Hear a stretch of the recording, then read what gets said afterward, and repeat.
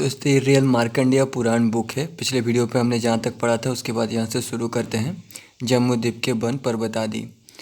Channel का नाम YouTube पे सर्च करके प्लेलिस्ट में जा सकते हैं या फिर इस वीडियो के नीचे चैनल के नेम या पिक्चर पे भी क्लिक करके प्लेलिस्ट में जा करके रामायण महाभारत वेद पुराण सब शुरुआत से पढ़ सकते हो अगर पढ़ना चाहो तो। मार्कंडेय जी ने कहा है द्विज श्रेष्ठ, मंदरादि पर्वतों में 4 वन तथा 4 सरोवर हैं। अब उनका वर्णन करता हूँ सो सुनो। पूर्व में केत्ररथ, दक्षिण में नंदन, पश्चिम बेबराज और उत्तर में सावित्र नामक वन स्थित है। सुमेरु के पूर्व में अरुणोद, दक्षिण में मानस, पश्चिम में सतोद और उत्तर में महाभद्र नामक सरोवर है। मंदर के पर्व में सितान, चक्रमुच, कुलीर, सुगगबान, मणिशैल, विषबान, महानीली, भवाचल, बिंदु मंदर, वेणु तामस, निषद और देवशैल नामक पर्वत स्थित है। त्रिकुट, शिखरकलिंग, पटगक, रुचक, सानुमान, ताम्रक, विशाखवान, श्वेताधर, समूल, वसुधार, रत्नवान, एक सिंह, महाशैल, पिपासक, पंचशैल, कैलाश तथा हिमवान ये सभी महापर्वत सुमेरु के दक्षिण ओर अवस्थित हैं। सूर्याक्ष, शिशिराक्ष, वैतूर्य, पिंगल, पिंगर, महाभद्र, शूरस, कपिल, मनु, अचंग, कुक्कुट, कृष्ण, पांडर, सहस्त्र शिखर, पारियात्र और श्रृंगबान ये सुमेरु और विष्कंभ के पश्चिम और बहिर्भाग में अवस्थित है। अब उत्तर दिशा के पर्वतों का विषय मैं कहता हूँ, उसे सुनो। शंखकूट, वृषभ, हंसनाभ, कपिलेंद्र, सानुमान, नील, स्वर्णश्रृंगी, सतश्रृंगी, पुष्पक, मेघ पर्वत, बिरंजाक्ष, बराहाद्रि, मयूर और जाराधि हे विप्र ये सभी पर्वत सुमेरु के उत्तर भाग में स्थित बताए गए हैं। इन पर्वतों की गुफाएं अत्यंत रमणीक है। ये सभी पर्वत वन तथा निर्मल जल से परिपूर्ण सरोवर से सुशोभित है। इस परम पुण्य स्थल में पुण्यात्मा मनुष्य ही उत्पन्न होते हैं। हे द्विजवरे, ये सब स्थान स्वर्ग से गुणवान भीमस्वर्ग के समान भीमस्वर्ग के नाम से प्रसिद्ध है। यहाँ अपूर्व पाप अथवा पुण्य संचित नहीं होता। इन सभी सितांती पर्वतों का उपभोग हो सकना देवगणों के लिए भी पुण्य भोग स्वरूप है। यहाँ विद्याधर, यक्ष, किन्नर, उरग, राक्षस, देवता, गंधर्व आदि का अत्यंत सुशोभित निवास है। ये भूमि अत्यंत पुण्यरूपा, सुरभ्य और देवोद्यान एवं मनोहर सरोवरों से युक्त है। यहाँ की सभी ऋतुओं में सुखदायी है। यहाँ कहीं भी मनुष्यों में विद्वेष भाव दिखाई नहीं देता, इसलिए इसे मैंने चतुष्पत्र पार्थिव पद्म कहा है।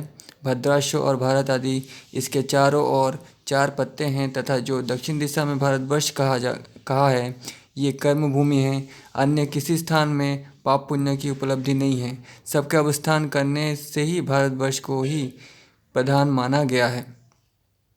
तो उस समय कहाँ क्या था, पर्वत कौन सा था, किस दिशा में क्या था, ये सब लिखा गया है। कर्मभूमि होने के कारण ही इससे मनुष्य को स्वर्ग, मोक्ष, पुण्य, मनुष्य योनि, नरक, खग योनि अथवा अन्य अन्य योनियों की प्राप्ति होती है। गंगावतार। मार्कंडेय जी ने कहा खग योनि जगत योनि नारायण के ध्रुव धार पद से ही त्रिपदगामिनी भगवती गंगा की उत्पत्ति हुई है। वो समस्त जल ही आधार रूपिणी सुधा योनि चंद्रमंडल में प्रवेश करके वहाँ समृद्ध सूर्य रश्मियों से संयुक्त होकर अत्यंत पवित्र होकर सुमेरु पर गिरी है और वहाँ के सब कूट प्रांत से गिरती हुई 4 धाराओं में यहाँ से निकली है। इस प्रकार जल से विस्तृत और आलम्ब से रहित गंगा मंदरादि पर्वत में विभाजित होकर समान भाव से निपतित हुई है और पर्वत शिखाओं को काटती हुई बढ़ी। उनमें जो जलधारा पूर्व में बहती हुई चित्ररथ वन की ओर गई है उसे सीता कहते हैं। वो सीता नामक गंगा चित्ररथ वन को जल युक्त करती हुई बरनोत सरोवर में पहुंची है। वहां से सितान पर्वत एवं अन्य पर्वत का अतिक्रमण करती हुई पृथ्वी पर उतरकर भद्राश्व वर्ष में होकर समुद्र तक गई है तथा सुमेरु के दक्षिण ओर के जो गंगाजल गंधमादन पर्वत में निपतित हुआ है उस धारा का नाम अलकनंदा है। अलकनंदा ने सुमेरु के समीपवर्ती देवताओं को प्रसन्नता पद नंदन वन में जाकर अत्यंत वेग से मानस सरोवर को जल से परिपूर्ण किया है। इस मानस सरोवर को भरकर पर्वतराज के सूर्य शिखर स्थान से तथा वहाँ से सब पर्वतों का अतिक्रमण करती हुई और उन्हें जल से परिपूर्ण करते हुए हिमालय में निपतित हुई है। वहाँ भगवान शंकर ने उस गंगा को धारण कर उन्हें किसी प्रकार भी नहीं छोड़ा। फिर जब महाराज भागीरथ ने भगवान शिव का उपवास और स्तुतिपूर्वक आराधना की, तब उन्होंने गंगा को छोड़ा और वहाँ से छूटते ही गंगा 7 धाराओं में विभक्त होकर दक्षिण समुद्र में प्रविष्ट हुई। उनमें 3 भाग पूर्व की ओर पालवित करती हुई समुद्र में गई और एक धारा भागीरथ के पीछे पीछे जाकर समुद्र में जा मिली। सुमेरु के पश्चिम में विपुलपाद के रूप से जो धारा निर्गत हुई, उसका नाम सुचक्षु हुआ। उसने बेभराज पर्वत एवं वन को पवित्र करते हुए सतोद सरोवर को पालवित किया और वहाँ से सब पर्वतों के शिखर पर और सुचक्षु पर्वत पर होकर त्रिशिखर पर्वत को प्राप्त हुई। फिर केतुमाल वर्ष में प्रवेश करते हुई समुद्र में संयुक्त हुई है। फिर यह दिव्य महानदी उत्तर दिशा में होती हुई ऋषभादिक उत्तर पर्वतों को प्राप्त हुई। ये चतुर्थ धारा सुप्राश्व और सुमेरु से सविता वन में गई। वहाँ भद्रशुमा के नाम से प्रसिद्ध हुई। उस सविता वन को पवित्र करके उसने महाभद्र सरोवर को पालवित किया। फिर शंखकूट पर्वत में गई। वहाँ से वृषभादि पर्वत से होकर उसने समस्त उत्तर कुरु देश को पवित्र किया और फिर महासागर में जा मिली। हे द्विजवर, मैंने तुम्हारे पति गंगा जी का विषय कहा तथा जम्बूद्वीप के निवेश में जिन किम पुरुषादि का वर्णन हुआ है, उनमें जो जीव रहते हैं वो प्राय सुखी, आतंक रहित और निंदता अधिकता से रहित। जिन 9 वर्षों का वर्णन हुआ है उनमें 7-7 कुलाचल है और प्रत्येक देश में ही पर्वत तथा बहुत सी नदियाँ अवस्थित हैं। हे द्विजवर, किम पुरुषादि जो 8 वर्ष हैं उनमें जो उद्भिद मात्र है, क्योंकि इस भारतवर्ष में मेघ के जल की अधिकता है, ये 8 वर्ष हैं। वहाँ वाक्षी, स्वाभाविकी, देश्या, तेयस्ता, मानसी और कर्मजा, उन 6 प्रकारों की मानसी सिद्धि है। जिस कामना के देने वाले वृक्ष से सिद्धि की उत्पत्ति होती है वो वाक्षी कहा गया है। स्वभाववश उत्पन्न सिद्धि की स्वाभाविकी है। देश 7 सिद्धि का नाम देश है तथा जल की सूक्ष्मता से जो सिद्धि होती है उसे तयोत्था कहते हैं। मानसिक सिद्धि ज्ञान के द्वारा मन से उत्पन्न होती है तथा उपासना आदि कर्म द्वारा उत्पन्न होने वाली सिद्धि को कर्मजा कहा गया है। हे द्विजवर, इन समस्त वर्षों में युगों का भेद आदि व्याधि तथा पुण्य पाप कुछ नहीं होता है। भारतवर्ष का विभाग। कौस्तुकी बोले, हे भगवान, इस जम्बूद्वीप का आपने संक्षिप्त रूप से वर्णन किया और आपने कहा कि भारतवर्ष के अतिरिक्त किसी अन्य स्थान में कोई पाप या पुण्य का कारण नहीं होता और इसी स्थान से स्वर्ग, मोक्ष, मध्य दशा, अंतकालीन दशा सबकी प्राप्ति होती है। अन्य किसी भी स्थान में मनुष्य कर्म का अनुष्ठान नहीं करता। इसीलिए इस भारतवर्ष का वर्णन ही विस्तृत रूप से करिए। इसमें जितने भेद हैं, भेदों का जितना परिमाण है, जितने प्रदेश और पर्वत हैं, उन सबको विस्तार पूर्वक बताइए। मार्कंडेय जी ने कहा, हे ब्राह्मण, भारतवर्ष के 9 विभाग हैं। वे सभी समुद्र के द्वारा विभक्त तथा परस्पर में अगत्य हैं। उनके विषय में बताता हूँ। तो दोस्तों, भारतवर्ष के लोग ही कर्म का अनुष्ठान करते हैं, मतलब कर्म को दिखाते हैं, और बाकी सारी जगह में पाप पुण्य का कोई कारण नहीं होता, सब समान होता है, ऐसा कहा गया यहाँ पे। भारतवर्ष और अन्य देश, उस समय अमेरिका, यूरोप तो नाम नहीं था, इसे सिर्फ भारतवर्ष का ही नाम था। भारत के 9 विभाग हैं। ये सभी समुद्र के द्वारा विभक्त तथा परस्पर में आगम्य हैं। उनके विषय में बताता हूँ। इंद्रद्वीप, कशेरुमान, ताम्रवर्ण, गमस्तिमान, नागद्वीप, गौम्य, गंधर्व, बारून तथा 9वां भारत है। यह भारत नामक द्वीप समुद्र से घिरा हुआ है तथा दक्षिण में और उत्तर में 1000 योजन परिमाण वाला है। तो दोस्तों, उस समय का जो भारत का जो मैप है वो अलग रहा होगा, क्योंकि आसपास में पर्वत, समुद्र सब अलग जगह से मतलब चेंजेस होते हैं ना। आपने अगर जियोग्राफी पढ़ा होगा तो आपको पता होगा। इसके पूर्व में किरात और पश्चिम में यवन रहते हैं। इसके मध्य भाग में ब्राह्मण, क्षत्रिय, वैश्य और शूद्र का निवास है। वो यज्ञ, अध्ययन, वाणिज्य आदि अपने अपने कर्म को करते हैं। सब कर्मों से उनके भली प्रकार व्यवहार से स्वर्ग तथा मोक्ष की प्राप्ति और पाप पुण्य आदि सब कर्मों को उपस्थित रहती है। महेंद्र मलय, सज्ज, सुक्तिमान, ऋक्ष, बिंद और पर्यात्र नामक 7 कुलाचल इसमें विद्यमान है। इन सब कुल पर्वतों के निकट ही हजार हजार पर्वत हैं, जिनमें कोलाशल, बेभ्राज, मंदर, ददुराचल, वास्तवन, वैद्युत, तमेनाक, स्वरस, नागगिरी, अर्बुक, पुष्प, दुर्यंत, गोमंत, कुत्समर, कुटसेल, श्री पर्वत और कोर पर्वत अत्यंत ऊंचे, रमणीक, विपुल एवं विस्तार युक्त हैं। इनमें सैकड़ों जनपद हैं। इन पर्वतों से मिले हुए सभी जनपद विभाग के अनुसार स्म्लेच्छ तथा आर्य कहे गए हैं। उन जनपदों में रहने वाले मनुष्य जिन श्रेष्ठ नदियों का जल पीते हैं, उन सब नदियों का नाम बताता हूँ, उनको जान लो। गंगा, सरस्वती, सिंधु, चंद्रभागा, यमुना, शतद्रु, वितस्ता, इरावती, कुहू, गोमती, पुण्यसलीला, बाहुदा, हिषदती, विपाशा, देविका, ऋक्षु, गंडकी और कौशिकी, ये सभी नदियाँ हिमालय पर्वत से निश्चित हुई है। दोस्तों, इसका वर्णन विष्णु पुराण में भी मिलता है। आप मेरे विष्णु पुराण के भी वीडियोस देख सकते हैं प्लेलिस्ट में, ठीक है, उसमें भी मैंने बनाया है। तथा वेद स्मृति, वित्तग्नि, सिंधुरेबा, सानंदी, सदानीरा, महीपार, चम्रवंती, तापी, विदिशा, अवंती, ये सब नदियाँ पर्याप्त पर्वत से अद्भुत हुई है। सोन महानद और नर्मदा सुरताद्रि से तथा मंदाकिनी और दशान, ये दोनों चित्रकूट से निर्गत हुई हैं।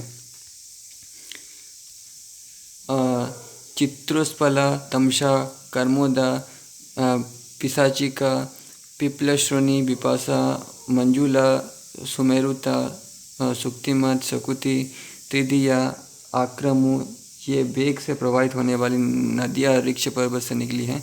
शिक्षा, पशुग्नि, निर्विद्या, तापी, विशदाति, बेनका, बेतरनी, श्रीनिवाली, कुमुदत्ती, करतोया, महागौरी, दुर्गा, अंतरिक्षा, ये सुप्रदायनी एवं पुष्प जल वाली नदियाँ बिंद पर्वत से अवतीर्ण हुई हैं।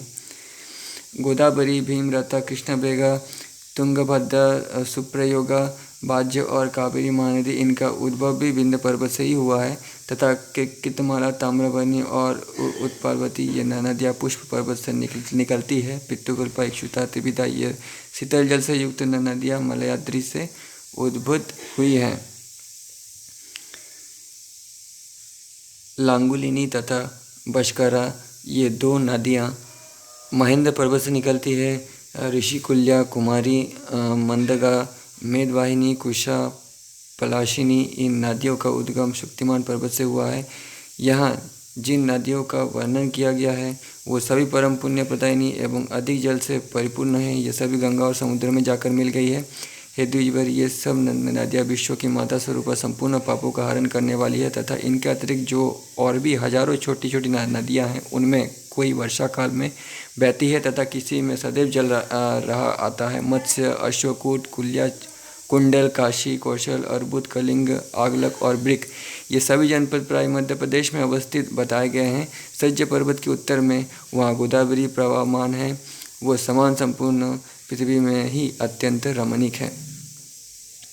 वह महात्मा भार्गव की गोवर्धन नाम की सुरभ्य नगरी है तथा बाज्यलोक, बाटदान, आभार और कालतोयक, ये अपरांत देश कहा है। शूद्र, पलकब, चम्र, खंडिका, गांधार, सिंधु, सोगीर, मद्रका, शत्रुध्वज, लिंगपाद, दशमालिका आदि, ये सभी देशों में क्षत्रिय, वैश्य और शूद्र रहते हैं। काम्बोज, दरत, अंगलौकिक, चीन, तुषार में उत्पन्न हुए मनुष्यों को बहिर्देशज कहा गया है।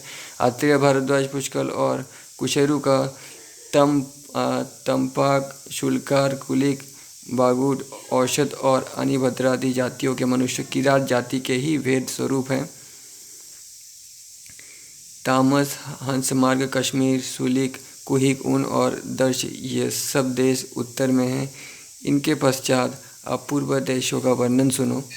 रक, मुगदर, अंतगिरी, पूर्वगिरी, ये पूर्व देशों मतलब भारत से जो पूर्व दिशा की ओर है, उस पूर्व दिशा में जो राजा हैं। गवंग, रंगेय, उत्तर ब्रह्म, भार्गव, गेयमस्लका, भद्र, विदेह, मल्ल, मगध और गोमत आदि सब जनपद पूर्व दिशा में हैं। अब दक्षिण में के जनपदों को कहता हूँ। मांड्या, केरल, चौल, कृत, शेलुक, मुशिक, सुकुम, नामवाचक, महाराष्ट्र, महिषी, कलिंग, अमीर, वैथिक, आड़की तथा शबर रहते हैं। पुलिंद, विंध्यमालय, वैदव, दांडक, पीरिक, मौलिक, अशमग, भोगवर्धन, नैमिषिक, कुंतल, अंध, उद्विभव और बंदारक आदि सब देश दक्षिणारण्य कहकर प्रसिद्ध है। अब पश्चिम के देशों को कहता हूँ। सूर्यारक, कालीबल, दुर्ग, अमोटक, कुलिंद, सुमिन, रुबब तथा कुरीमित्र आदि प्रदेशों का कटाक्षर, तोशल, कौशल, त्रिपुर, विदिशा या नासिकाव्य कहे गए हैं। उत्तर नर्मदा, भिरुकक्ष, मायग्र, सारस्वत, कश्मीर, सुराष्ट्र, आरंभ और अर्बुद आदि सब देश पाश्चात्य कहकर प्रसिद्ध है। अब इनके उपरांत विंध्यवासी देशों का वर्णन सुना। सूरज, करुष, केरल, उत्कलक, दशान्य, भोज्य, तुम्बुरु, टुम्बुल, पटु, नेशर, अंडज, तुष्टिकार, बीरहोत्र और अवंती ये सभी जनपद विंध्य पर्वत के पृष्ठ में स्थित है। अब जो देश पर्वत के आश्रय में स्थित है उनका वर्णन करता हूँ। निहार, हंसबार, कुरु, कुंत, उर्नद्रभ, त्रिगर्त, गालब, किरात, तामस ये सब पर्वतीय देश कहे गए जाते हैं तथा इसी भारतवर्ष में सतयुग आदि चारों युगों की विधि रहती है तथा ये चार संस्थान के रूप में अवस्थित हैं। इसे पूर्व, दक्षिण और पश्चिम में धनुषाकार से महासागर घेरे हुए हैं तथा उत्तर में हिमालय पर्वत धनुष के गुना के समान स्थित है। हे विप्रवर, ये वो भारतवर्ष है जो सभी का बीज स्वरूप है। इसमें ब्रह्मत्व, इंद्रत्व, देवत्व और मनुष्यत्व इन सभी की विद्यमता है। इसी से मृग, पशु आदि और अप्सराएं उत्पन्न हुई है। यही वृश्चिक आदि उत्पन्न होते हैं। स्थावर, जंगम आदि जितने भी पदार्थ हैं वो सभी शुभ अशुभ कर्म के फलस्वरूप हैं। यह ब्रह्म से सभी लोगों में ये भारतवर्ष ही एकमात्र कर्म भूमि है। इसकी देवता भी सदैव इच्छा किया करते हैं। वे चाहते हैं कि यदि कभी देवत्व से नष्ट हो तो पृथ्वी के मध्य में स्थित इस भारतवर्ष में ही मनुष्य योनि ग्रहण करे, क्योंकि जिस कार्य के करने में मनुष्य समर्थ हैं उस कार्य को देवता या असुर कदापि नहीं कर सकते। मतलब जो काम इंसान कर सकते हैं वो देवता नहीं कर सकते। भारतवर्ष में देखो, कर्म रूपी बेड़ियों में जकड़े हुए ये मनुष्य किंचित सुख के मोह में पड़कर प्रसिद्धि की अभिलाषा करते हुए कर्म से विमुख रहते हैं। मतलब वो मोह में फंस जाता है। यही एक गलत कारण है। कुछ पाने की इच्छा, कुछ खोने का डर, कुछ हमेशा संभाल के अपना बनाने के रखने की मोह, यही एक खराब चीज़ है। नहीं तो भारतवर्ष को कर्म भूमि ही कहा गया है। कुर्म संस्थान नेक्स्ट चैप्टर है। कौष्टुकी ने कहा, हे भगवान, आपने भारतवर्ष के विषय में मुझे सम्यक प्रकार ने बताया तथा उसमें नदी, पर्वत, प्रदेश आदि जो है उनका भी वर्णन किया, परंतु आपने भारतवर्ष में भगवान हरि के कुर्म रूप से निवास करने की बात कही थी। जो उनकी स्थिति किस प्रकार है ये सुनना चाहता हूँ। उन्होंने कुर्म रूप से किस प्रकार स्थिति की और उनके द्वारा मनुष्यों का शुभ शुभ किस प्रकार प्रकट हुआ है। हे प्रभु, सबके सुख और चरणों का प्रकार आदि सब सव्यक प्रकार से कहिए। मार्कंडेय जी ने कहा, है द्विज, वही नारायण भगवान कुर्म रूप धारण करके इस 9 खंडों में विभक्त भारतवर्ष में सुख से निवास करते हैं।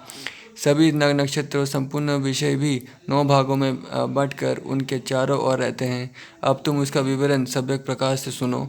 वेद मंत्र, मांडव्य, साल्व, नीप, शक, उज्जिहान, घोष, संख्य, खग, सारस्वत, मत्स्य, सुरसेन, माथुर, धर्मारण्य, ज्योतिषिक, गौरग्रीव और गुंडास्मक, वेदर्शक, पांचाल, संकेत, कक, मारुत, कालकोटि, पारियात्र के निवासी, कंपिजल, ये सभी देश कुर्म के मध्य स्थल में स्थित हैं। कृतिका, रोहिणी और मृगशिरा ये 3 नक्षत्र मध्य में रहने वाले उन मनुष्यों का शुभ अशुभ प्रकट करते हैं, कर्म को प्रकट करते हैं। वृषध्वज, अंजन, जामू नामक, मानवाचल, सुरपक, कर्ण, बाग्रमुख, कर्कटासन, चंद्रश्वर, खश, मगध, शिव, मैथिल, शुभ्र, बंदन और दंतुर, सभी पर्वत, पारज्योतिष, लोहित, समुद्र, पुरुषादक, पूर्णाटक, भद्रगौर, उदयाचल, काशेय, मेखल, मुष्ट, ताम्रलिप्त, एक पादप, वर्धमान और कौशल ये सभी कुर्म भगवान के मुख से